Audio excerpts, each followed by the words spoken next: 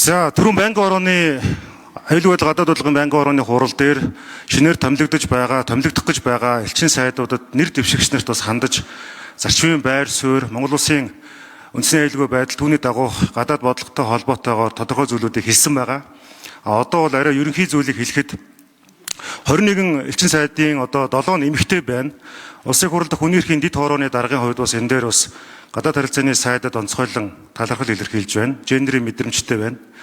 Тэгээ судлаач шинжлэх ухааны гавьяа зүтгэлтэн Сумьяватрын одоо номон дээр бичснээр бол 1220 оны луу жил анхны одоо эмэгтэй элчин бол Монголоос Солонгос руу томилогдож исэн тухай бас тэмдэглэл байдаг. Тэгээ үүнчлэн бас одоо эмэгтэй хүн дипломат албанд тэр тусмаа бас одоо онц бөгөөд бүрэрхт элчин сайдын төвшөнд ажиллах дээр бол бас энэ мэргэжлийн ам анхаарч байгаа сайшаалтай гэж үзэж байна. За үүнтэй холбогдуулаад бас энэ нэг нийгэмд болоод байгаа асуудал дээр би нэг ерөнхий байр суурийг илэрхийлэх гэсэн юм. Элчин сайд 21, за дэд сайд 15 6 гэдэг 30-аад сайдын асуудал яриад иргэд олон нийт бас энэ дээр ингээд тодорхой хэмжээнд бас одоо байр суурийг илэрхийлж байна. За энэ дээр бол яг энэ гадаад бодлогын нэг цонхны хүрээнд аль болохоор яг энэ Монгол улсаа төлөөлөн тодорхой орнуудад явах гэж байгаа элчин сайдын асуудал дээр ямар нэгэн байдлаар уус төрчихөн зогсохгүй байх. Хайрцангуй бас одоо туршлагатай дээдл нь 29 жил хүртэлх дипломат албаны туршлагатай хүмүүс орж ирж байгаа. Тэгээ та бүхэн нэрээ хичээгээрэй. Улс орныхоо өрсөлдөх чадварыг бас ахиулж яваарай. Ямар нэгэн цэнхэр улаан нүдний шилээр биш Монгол гэсэн зүрхний өнцгөөс асуудалд хандаарай гэж та бүхэнд хүсмээр байна. За хоёрдугаарт нь хэлэх боломж олдохгүйс учраас микрофон ашиглаад сүүлийн 1 минутанда нэг зүйлийг ярмаар байгаа. Гүйцэтгэх засаглалын бүтэц хариуцлагын тухай хууль гээд өчтөрөөс их хурл дээр энэ хаврын чуулганаар оруулахаар энэ хуулийг бас ингээд өргөн байхаар явж байгаа. За энд бол энэ одоо засгийн газар сайн засаглалын асуудлыг бас ингээд нэлээд нухацтайгаар авч үзье гэсэн. Ер нь бол аливаа нам хамтраагүй засгийн газар байгуулахдаа 9 сайттай, хамтарсан тохиолдолд 13 хүртэл сайттай байхаар ер нь олон улсын жишгээр ингээд ийм хуулийн төсөл хэрэгтэй юм байна гэдээ ингээд явж байгаа юм аа. Энэ утгаараа болвол яг энэ туушрах хэрэггүй байгаа. Одоо шилбэл дэд сайдын асуудал дээр Арц намын бүлэг байр суурийг илэрхийлсэн. Гэхдээ нөгөө талаасаа улс төр ор үндэсгүй үгүйсгэж бас болохгүй байгаа юм. Жишээлбэл ажлын 5 өдрийн 2-т нь чуулган болдог. Тэр 2 чуулганд нь сайд нар энд байх ёстой болчдөг. Цаашд нь төсөв хөтөлбөр ажлууд явах хэрэгтэй болчдөг гэдэг. Тэр энд бол энэ намын дарга нар бас харилцан ярилцаад хамгийн зөв шийдэл рүүгээ оруулна. Хамгийн гол нь энэ төсвийг данхаалахгүй бүтээмжтэй байх талаас нь анхаараасай гэж хүсмээр байна. Одоо ийм нэг харилцан популизм хийж улс төрждөг байдлаа бол дасан зогсоомоор байна. Эцэст нь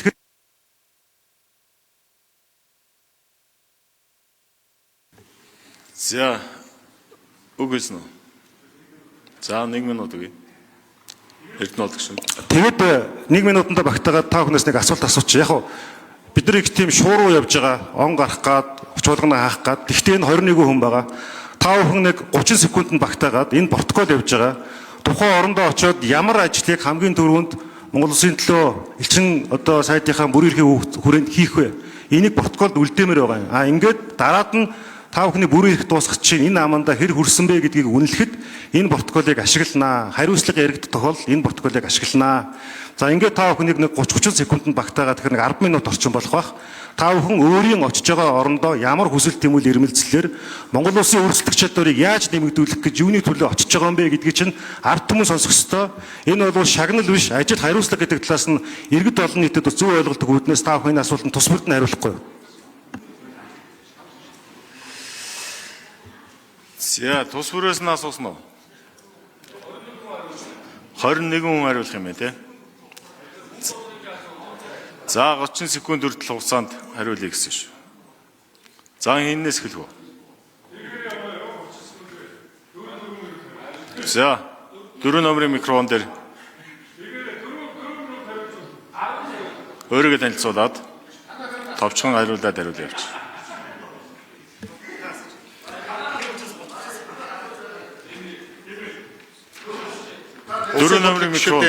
Улсын хурлын гишүүдээ энэ өдрийн амгалан айлтгая. Монгол улсаас Франц улсад суухаар нэр дэвшигдсэн мөнх хөргөл байна. Томилогдож ажиллах хугацаанд Монгол улс Франц улсын хоорондын харилцааны төвшинг стратегийн түншлэлийн төвшөнд хүргийлгсэн бодолтой байгаа. Яг одоогийн байдлаар Америк нэгдсэн улс, Япон, Герман, Солонгос, Казахстан, Турк, Энтхэг, Итали гээд 8 улстай Монгол улс стратегийн түншлэлийн харилцаатай байгаа. Энд Франц улсыг нэмэгдүүлж харилцааны төвшинг, худалдаа, эдийн засаг, хөрөнгө оруулалтын төвшинг нэмэгдүүлэх бодолтой байгаа. Баярлалаа. За дараагийнх араас зогсож байгаад хариулъя. Миний нэр оюу. Би Таиландын хаант улсад элчин сайдаар ажиллахаар нэр дэвшсэн. Таиландын хаант улсын зэрэгцээ мөн Малайз, Мьянмар, Камбож зэрэг улсад хавсрал суух юм. Тэгэхээр энэ дөрвөн улс маань дөрвөлээ ASEAN-ы гишүүн, Аз намхан талын бүс нутгийн чухал тоглогч нар. Энэ утгаараа энэ бүс нутаг тухайлан одоо Таиландын хаант улстай улс төрийн яриа хэлцээг эрчимжүүлэх, Монгол Улсын ерөнхийлөгчөөс явуулж байгаа гадаад бодлого, ялангуяа сүүлийн үед энэ төв Азид бид нэр гадаад харилцаа улс төрийн яриа хэлцээг нэлээд сайн болгож авсан. Мөн энэ тэг номхон талын бүс нутагт та бүхэн мэдж байгаа бол энэ жил Австралийн амбан захирагч ажилласан, Монгол Улсын ерөнхийлөгч мөн энэ тэг улсыг айлчилсан. Одоо зүүн Азийн улс орнууд, тухайлбал ASEAN-ы улс орнууд руу бас чиглэсэн бид нар идэвхтэй бодлого явуулъя гэж байгаа. Энэ бодлогыг одоо дэмжиж ажиллана. Таиландын За дараагийнх.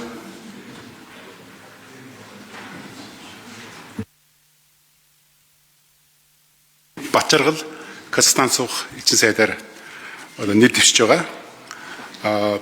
Юуны өмнө бол Казахстан улстай Монгол улс стратегийн түншлэлийн харилцаанд бол хүрсэн. За хоёр орны улс төрийн харилцаа бол маш сайн байж байгаа. За мэдээж эдийн засгийн харилцааг бол цааш нь өргөжүүлэх, худалдааг нэмэгдүүлэх тийм шаардлага бол бий. За энэ талаар бол одоо 2024 онд Казахстан улсын ерөнхийлөгч Монгол улсад ажиллахдаа өнөөгийн байгаа худалдааны хэмжээг 500 сая доллар түргэх тийм одоо тохиролцоонд бол хүрсэн байгаа. За Монгол улс одоо Евразийн эдийн засгийн холбоонд бол гишүүнээр элсэж байна. Энэ 3 жилийн төр чөлөө худалдааны хэлцээрийг бол ажил хэрэг болох чиглэлээр юуны өмнө Казахстаны парламентаар түүнийг сойрхон батлуулах түүнийг одоо ажил хэрэг болох чиглэлд бол би анхаарна. За Казахстан улс бол Төв Азиад бол маш тийм нөлөөбөхий улс байгаа. Тийм учраас Төв Азийн орнуудтай Монгол улсын бодлогыг одоо чамбайруулах дээр бол би анхаарч ажиллана. За дараагийн. За эрхэм хүндэт гишүүдийн энэ өдрийн амрыг айлтгая. Даваа хөгийн Баттар бүгд найрамд гарч ирсэн Лаос ард улсад элчин сайдаар явахаар горилгож байна. За манай хоёр орны харилцаа бол харилцан биеийнээ дэмжсэн найрсаг хамтын ажиллагааны зарчим дээр үндэслэгдсэн байдаг. За миний хувьд бол одоо тодорхой яг хийгдэх ажил нэн төрөнд харагдж байгаа юм бол логистикийн асуудлыг анхаарай гэж бодож байгаа. За ардчсан Лаос ард улс хойд талаараа Намд хятад ард улстай төмөр замын томоохон боомттой юм билээ. Тэгэхээр үндсэндээ бол манай улс руу хятад улсаар дамжаад ачаа бараа одоо тээвэрлэх ийм болцоо өргөжүүлнэ гэсэн бодолтой байна. Транзит тээвэр хөгжүүлэх. За энэ нь бол одоо хувийн хвшлийнхэнд бас бараа таваараа тэдний зах зээл дээр гарах. За тэднээс манай руу ирэх бололцоог одоо хөнгөвчлөнө гэж үзэж байна. За нөгөө талаас иргэдийн хувьд бол одоо хоёр улс агаарын харилцааны хэлцээртэй. За энэ хүрээнд наад зах нь манай иргэд тэр улсад очиход тэдээс наашаа ирэхэд ачаа бараагаа одоо хятадын айлныг нис бодол дээр одоо авахгүй. За дараагийнх цагтаа амжиж хариулъя.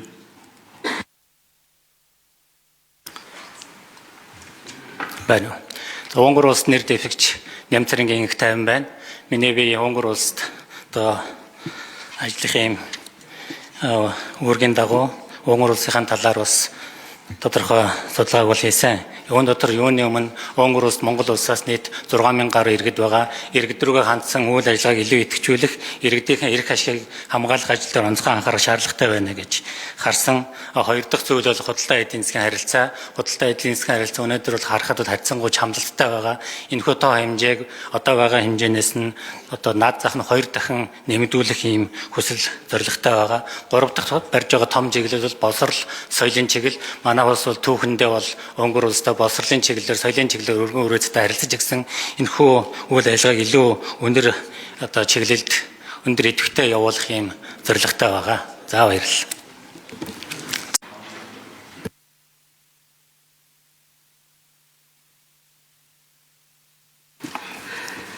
сайн байцгаана уу? Бүгд найрамдах Турк улсад онц бөгөөд бүрийн илэрхэд элчин сайдаар одоо нэр дэвшиж байгаа хүчрийн лавсран байна. За миний хувьд бүгд найрамдах Турк улстай хамтын ажиллагаа Монгол улсын одоо стратегийн түншлэлд хүрсэн энэ хамтын ажиллагааг бодит хэрэгжилтэн дээр хамгийн чухал одоо ач холбогдолд өгч ажиллах ёстой байх гэж бодож байгаа. Сая энэ 2025 оны 1-р сард Монгол улсын ерөнхийлөгч бүгд найрамдах Турк улсад өндөр хэмжээний ийм төрийн айлчлал хийсэн. За ингээд энэ айлчлалын үр дүнд буцаад одоо бүгд найрамдах Турк улсын ерөнхийлөгч 2026 онд бас айлчлах ёстой. За энэ айлчлалыг зохион байгуулах хүрээндээ хоёр орны худалдааны энэ тэнцвэргүй байдлыг арилгах чиглэлээр хамгийн гол анхаарлаа хандуулах юм байна. За өнөөдөр бол Турк Монгол улсын хооронд худалдааны эргэлт нийтээ нэг 120-с 130 сая $1 байгаа. Ихэвчлээд худалдаа явж байгаа. Хөрөнгө оруулалтын чиглэл бол маш бага байгаа. Тэгэхээр цаашдаа бол За дараагийнх.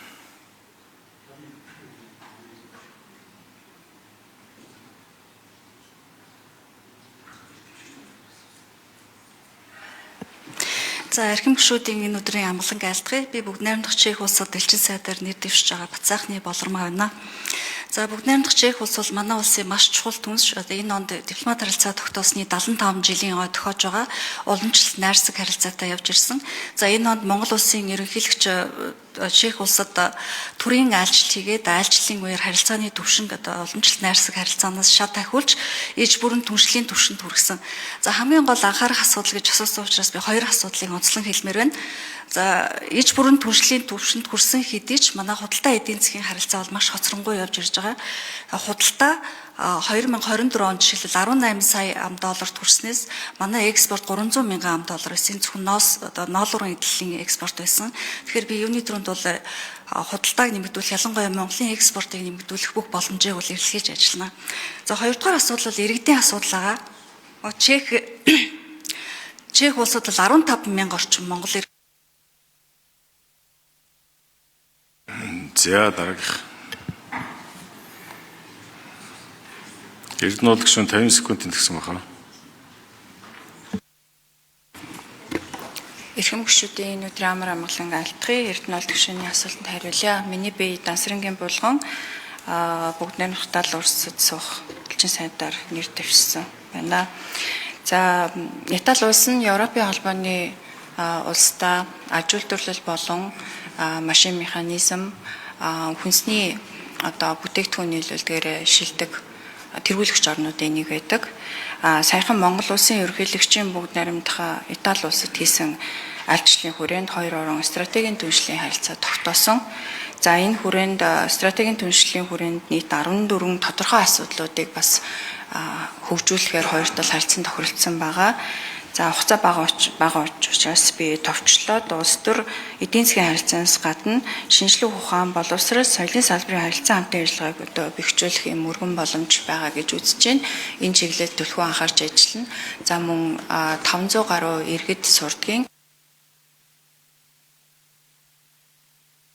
За.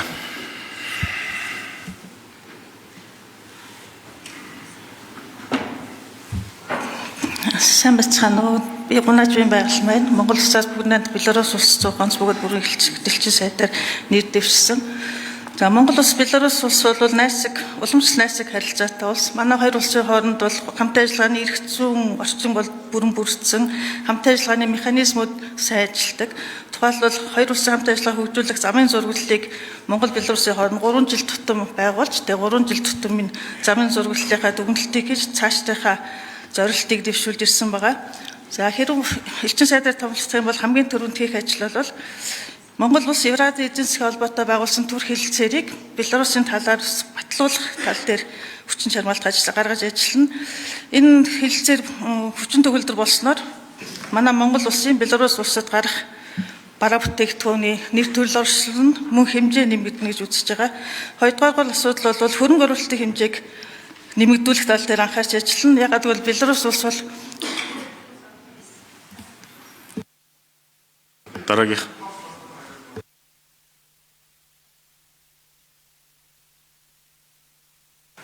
Сайн байна уу? Би мөрч байна. Арабын бүгд найрамдах Египт улсад элчин сайдаар одоо нэр дэвшиж байгаа. Каирт элчин сайдын маань зөвхөн Египтээс гадна 6 ойрхон орнын болон Африкийн улсад одоо хавсран хариуцдаг. Энэ үүднээс хамгийн түрүүнд очиод эдгээр улсадтай улс төрийн яриа хэлцээг идэвхжүүлэх, гадаад харилцааны яам болон бусад түвшний зөвлөлт уулзалтуудыг нэгдүгээрт хийх, хоёрдугаарт бизнес эрхлэгч, хоёр талын бизнес эрхлэгч аж ахуйн нэгжүүдийн одоо харилцаа тогтоох хамт ажиллагааг эхлүүлэхэд нь дэмжлэг үзүүлэх B2B одоо хоёр талаас уртчилж ажиллахаар төлөвлөж байна. Мөн Монгол улсыг бүс нутагт сурталчлан таниулахад тодорхой арга хэмжээндийг авч ажиллахаар төлөвлөж байна. Баярлалаа. За, дараагийн.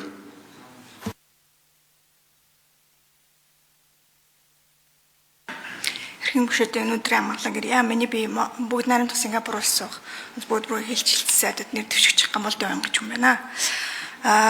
Бүгд найрамдах Сингапур улсаас гадна Бруней Дарамсалам улсыг хавсран суудаг. Энэ хоёр улс маань хоёулаа найрсаг хамтан ажиллагаатай юм хоёр улс байгаа. Миний би улсын их хурл болон засгийн газрын өссөн үүрэг даалгаврыг нэг бүрчлэн биелүүлэн ажиллах болно. Мөн одоо үеийн элчин сайд нарын хийж гүйцэтгэсэн ажлуудыг үргэлжлүүлэн эхжүүлж хамтын ажиллагааг нь дэмжиж ажиллаж дамжлах бүх талын дэмжлэгийг одоо салбарын яамдуудтай холбох гүүр нь болж ажиллахыг хичээнэ. Мөн түншлэн одоо Сингапур улс маань өөрөө баг дунд боловсрол болон дээд боловсролын чанарыг зэрэг одоо хангаж чадсан тэргүүлэгч орны нэг. Ийм болохоор би одоо энэ Наунхаугийн Монголынхоо тухайн салбар байгууллагуудтай одоо холбож ажиллах гүүрийг иргэд төвтөө ийм одоо иргэд. За, дараагийн нэр дэвшигч. 3 номерын микрофон дээр.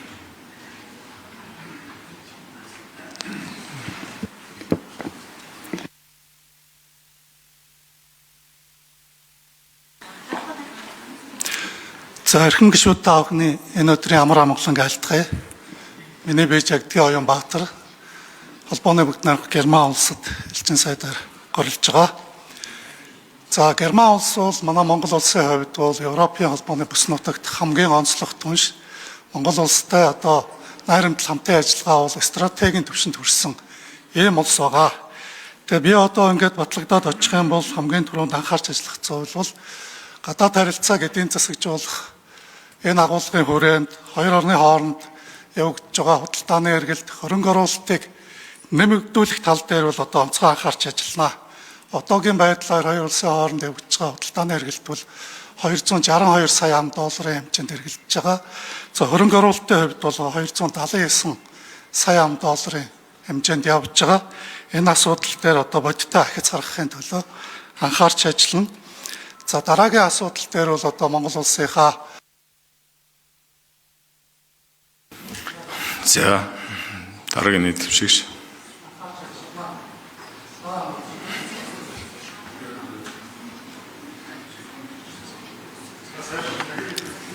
За, сайн бацгаана уу. Бүгд найрамдах социалист Вьетнам улсад нэр дэвшигч Ганбаатарын хулан байна.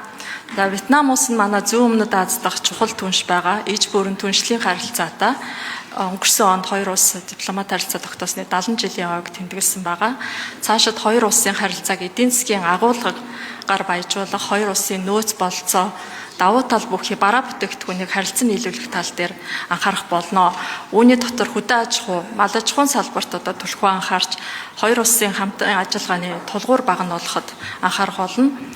Ялангуяа Вьетнамын зах зээлд манай махан бүтээгдэхүүнийг ихэд сонирхож байгаа. Хоёр улс өнгөрсөн онд мал имлэгийн гэрчлэгийг харилцан тохирсон. Энэ чиглэлд манай аж ахуй нэгжүүдийг жижиг дунд үйлдвэрлэлийг баялаг бүтээгчдийг дэмжих тал дээр түлхүү анхаарч ажиллах болно. За, мөн одоо аялал жуулчлалын салбарыг дэмжихэд бас анхаарч ажиллах болно. Баярлалаа. За, уснаа дараагийн.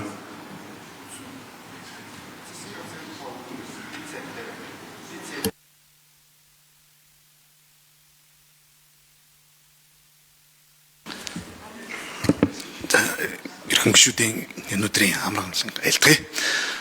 Амгалангийн ханаанд Арабын нэгдсэн Эмират улсад томилогдохоор нэр дэвшиж байгаа. За, Арабын нэгдсэн Эмират улс бол эдийн засаг хөгжлөөр одоо бүс нутаг төдийгүй дэлхийд төрүүлж байгаа улсын нэг.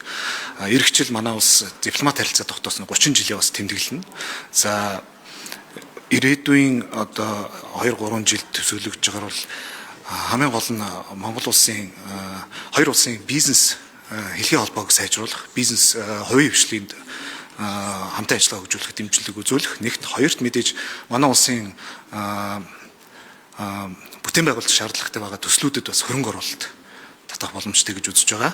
Тэгээд гурав дахь нь мэдээж хүний хөгжил дээр анхаарч ажиллана. Яг л энэ улсад бас улсаас суралцаж авах, туршиж суралцах маш их олон боломжууд байгаа гэж харж байна. Баярлалаа.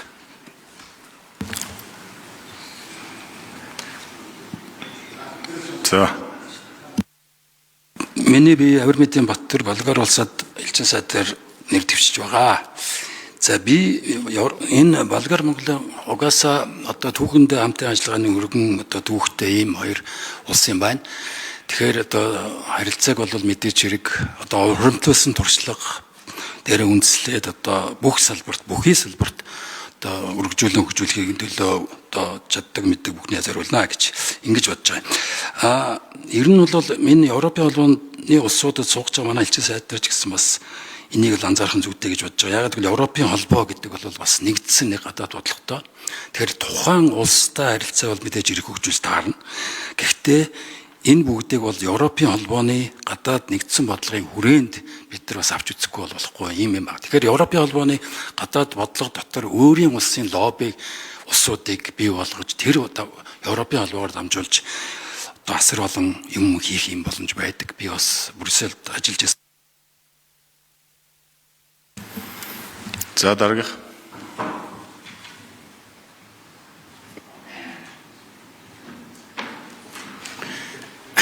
Эрхэм гишүүдийн амрын гэрья. Миний нэр Дулуун Сүрэнгийн даваа. Оросын холбооны улс элчин сайдаар нэр дэвшиж байгаа. Оросын холбооны улс бол манай уламжилт сайн хуршаар харьцаатай гадаад бодлогын тэргүүлэх чиглэл болсон юм улс. Тэгээд ижүүрийн стратегийн түншлэлийн гэрээтэй сүүлийн жилүүд бол манай хоёр орны өндөр дээд түвшний ажлын давтамж ихсэж, ихтгэл цэлмэдэд бэхжсэн. За энийг үргэлжлүүлээд одоо идэвхжүүлж энэ ажиллахад гол анхаарлаа хандуулна. За энэний үр дүнд гэхэд бол хамгийн сүүлд 9 сарын 2-нд Бээжинд болсон 3 улсын ерөнхийлөгчийн уулзалтын үеэр олон жил яригдж төлөвлөгдөж байсан газын холын асуудлыг Монголын утгаар тавихаар болж шийдвэр гарсан байгаа. Энэ чиглэлд бол бас дэмжих энийг идэвхжүүлэх чиглэлээр бол санаачлалтай ажиллана. Дээрээс нь бол Оросын холбооны улстай манайх гадаад худалдааны хувьд алдагдaltaй. Дараагийнх.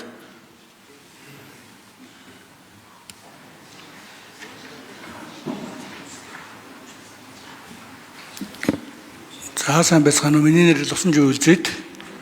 Энэ тэг улсад элчин сайдаар орлож байгаа. За одоо би дээд элчин сайдын яамны элчин зүйл хийдэг. Миний одоо элчин сайд бол хамгийн түрүүнд хийх ажил мэдээж газрын засны асуудал. Газрын засны үйлдвэрийг 2028 оны 1 сард дуусна гэсэн гэрээтэй байгаа учраас би үйлдвэрийг хугацаанаас өмнө дуусгах бодолтой байгаа. Нэгдүгээр, хоёрдугаард тодорхой яриуд шууд нислэгийн асуудлыг хийнэ гэж бодож байгаа. Манай Монгол улс энэ улсын хооронд шууд нислэг байхгүй байгаа. Тэр нислэгийг хийн. Боловсролын системд ICSR гэдэг энэ тхийн соёлын яамны хэрүүнд явдаг байгууллагад оюутнуудын тоог нэмэгдүүлнэ гэж бодож байгаа. Дээр нэмээд хэлэхэд бол хоёр улсын хоорондын худалдааг нэмэгдүүлэхийн тулд За дараагийнх нь.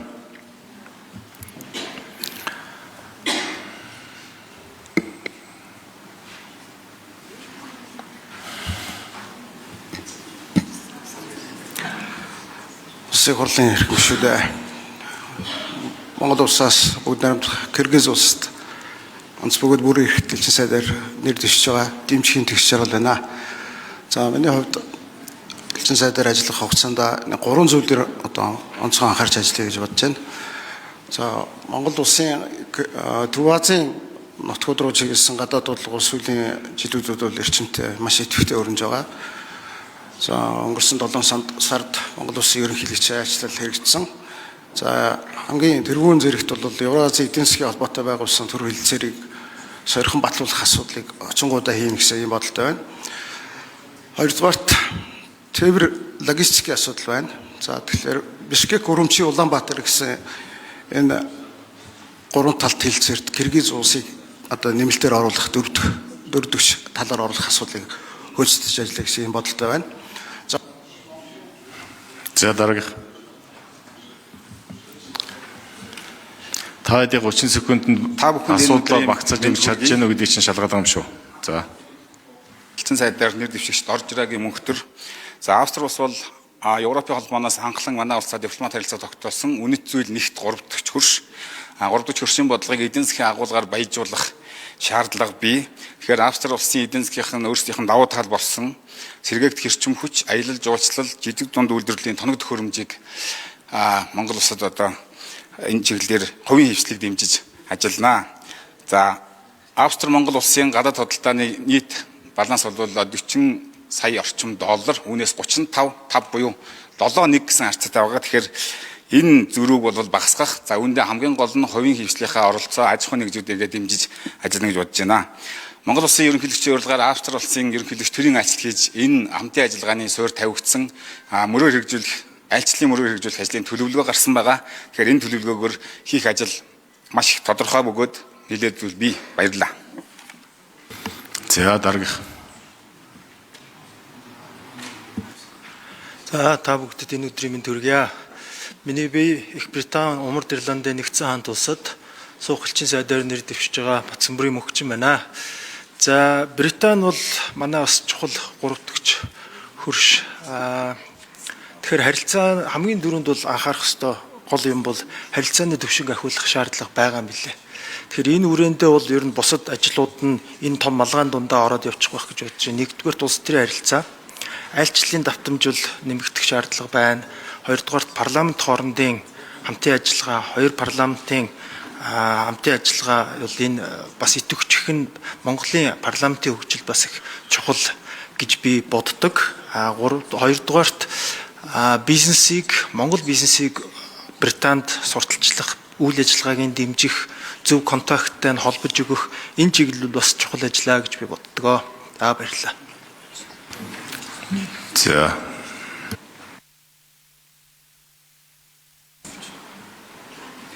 За эрхэм гишүүдийн амар амгалан айлтгая. Австралийн холбооны улсад элчин сайдаар нэр дэвшигч Гончиг зүгийн тэнгэр байна. Хавсран суух улс маань Шинэ Зеланд байгаа.